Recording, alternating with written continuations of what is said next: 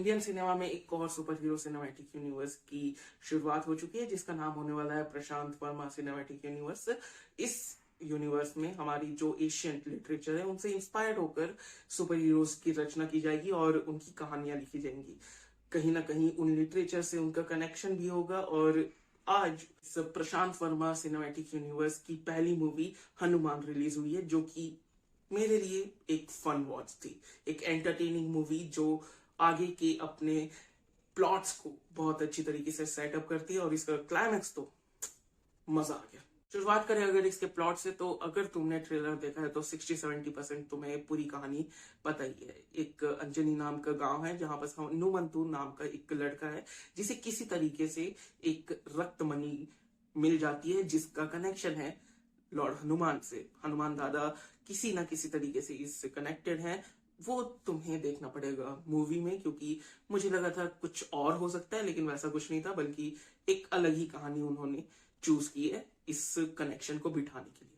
और जो हमारा विलन है वो रहता है शहर में, लेकिन शहर से वो उस गांव में कैसे पहुंचता है ये काफी फनी वे में दिखाया गया है, तो उसके लिए भी तुम मूवी देखो, बड़ा एंटरटेनिंग रहेगा। अगर मैं विलन की बात करूं तो उसे सेटअप बहुत अच्छे तरीके से किया गया है। लाइक मूवी की शुरुआत ही विलन से होती है, उसके बचपन से होती है, और उसका पूरा दिखाया जाता है कि उसके मोटिवेशंस क्या हैं और उसके साथ क्या क्या हुआ है जिसकी वजह से वो अब ऐसा बन चुका है।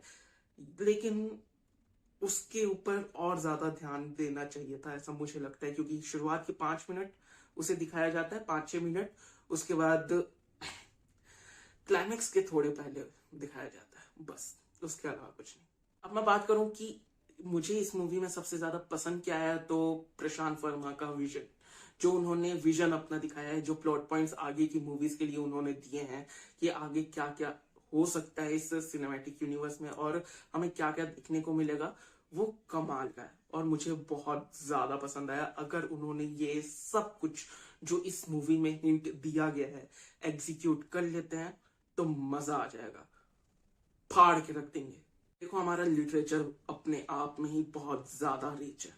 अगर सबसे बेस्ट एग्जांपल दूं तो विक्रम बेताल, जो कि इंस्पायर्ड था विक्रम, राजा विक्रम और बेताल के ऊपर, जो कि अपने आप में एक कल्ट क्लासिक बन चुका है। आज के तमिल वाले की बात कर रहा हूं, जो रीमेक था उसकी नहीं, तमिल वाला, कमाल की स्टोरी, सिर्फ इंस्पायर्ड होकर दिखाया गया था। यहाँ पर डायरेक्ट कनेक्शन दिखाया जा रहा है, तो किस लेवल पर एग्जीक्यूट किया जा सकता है और हमारे सामने लाया जा सकता है, वर्ल्ड के सामने लाया जा सकता है, अगर सब कुछ अच्छे तरीके से हुआ तो।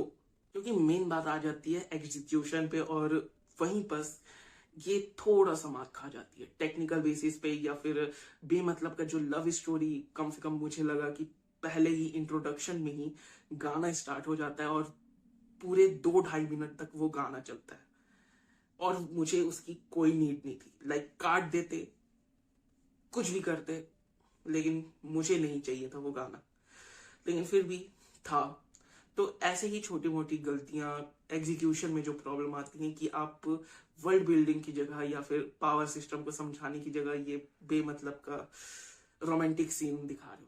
ओवरऑल ये मूवी मेरे लिए बहुत ही फन राइड थी, इंजॉयबल थी, एंटरटेनिंग थी, मुझे बहुत ज्यादा मजा आया ये मूवी देखते वक्त। बस मैं चाहूंगा कि अगर ये सिनेमैटिक यूनिवर्स और आगे बढ़ता है तो टेक्निकलिटीज के ऊपर ध्यान दिया जाए, एग्जीक्यूशन के ऊपर ध्यान दिया जाए, ये जो अननेसेसरी चीजें हैं रोमांस वगैरह उसे काट दिया जाए और पावर्स के ऊपर और कैरेक्टर्स के ऊपर और ज्यादा ध्यान दिया जाए। मुझे लगता है कि जो विलन का कैरेक्टर था उसे और ज्यादा एक्सप्लोर किया जाता तो मूवी और ज्यादा पावरफुल हो सकती थी। लेकिन ऑल एंड ऑन एक अच्छी मूवी थी ये।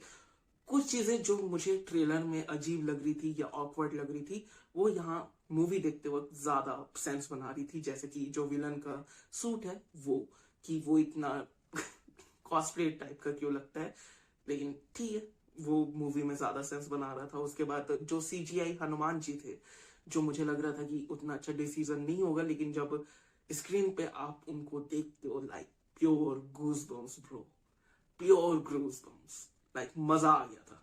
और वैसे भी ये सिनेमैटिक यूनिवर्स आगे बढ़ ही रहा है, क्योंकि जो अगली मूवी होने वाली है अधीरा, उसका टीजर हम देख ही चुके हैं। मुझे लगता है कि उसमें और ज्यादा अच्छे तरीके से फोकस किया जाएगा। उसके अलावा पोस्ट क्रेडिट सीन तो कुछ नहीं है इस मूवी के आखिर में, बस एक टाइटल आ जाता है जय हनुमान, 2025 में मूवी हमें देखने को मिलेगी। बाकी I am excited, I am looking forward to this cinematic universe. अगर अच्छी तरीके से डेवलप किया जाता है, वेल एग्जीक्यूटेड होता है, टेक्निकलिटी बेस पे और अच्छे से बनाया जाता है, क्योंकि 25 करोड़ इसका बजट है, if I am not wrong. कम से कम 100 करोड़ के अंदर ये मूवी बना दी गई है, तो ये अपने आप में ही बहुत बड़ी बात है। राउट